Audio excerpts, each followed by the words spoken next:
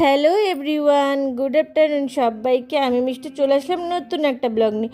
আর আমার ব্লগে তোমাদের অনেক অনেক ওয়েলকাম। দেখো, আজকেও চলে আসছি এই সমুদ্রের ব্লগটা নিয়ে।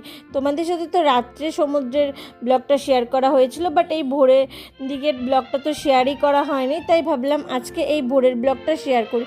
তোমরা যারা সমুদ্র দেখেছো তারা তো নিশ্চয়ই জানো যে অনেক ভোরবেলায় যেতে লাগে সমুদ্রে, নাহলে পরে রোদ উঠে যায় আর যাওয়া যায় না। আর দেখো বাচ্চারা এত খুশি, বাট আমার খুব ভয় লাগছিল, তাই বাচ্চাদেরকে মানে যেতে দিইনি জলে, যাই হোক না কেন। আর এত সুন্দর মানে কি বলবো, তাই আমরা নিজেদেরকে ভুলে গিয়ে খালি সমুদ্রেরই ভিডিও করেছি। তোমরা অবশ্যই কমেন্টসে জানাবে ভিডিওটা কেমন লাগলো। যারা সমুদ্রে গিয়েছো তারা তো গিয়েছোই, আর যারা যাওনি তারা অবশ্যই আমি আমি যেভাবে ফিল করেছি, আমি যেভাবে অনুভব করেছি সমুদ্রটাকে, আমি সেভাবেই তোমাদের সঙ্গে শেয়ার করলাম। অবশ্যই তোমরা কমেন্টসে জানাবে যে কেমন লাগলো ব্লগটা। ভিডিওটা ভালো লাগলে একটা লাইক করো আর একটা কমেন্টস করো, আর এভাবেই সাপোর্ট করো। সবাই সবার পাশে এভাবেই যাতে থাকতে পারি।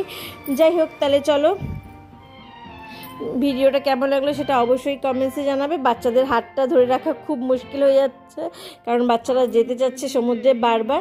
যাই হোক, কিন্তু ওদেরকে তো যেতে দেওয়া যাবে না। ভিডিওটা এখানেই শেষ করলাম। টাটা, সবাই ভালো থেকো, সুস্থ থেকো, সাবধানে থেকো।